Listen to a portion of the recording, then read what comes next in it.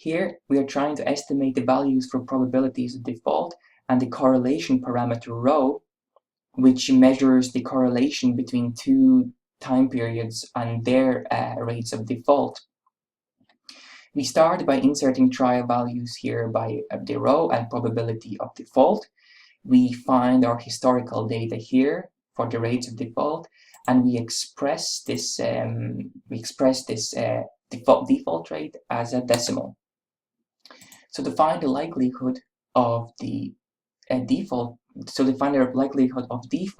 we use Gaussian copula formula here, and we use these trial values initially to help us estimate the likelihood.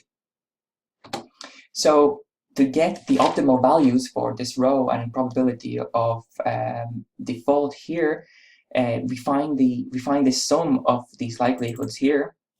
So that's the sum there, and then we use the solver, which is here data solver. We want to maximize this value here for given parameters, which are our probability of default and our correlation here. We hit solve, and this should give us accurate, so based on the historical probabilities, we're able to estimate the potential future probabilities of default and the correlations between two time periods.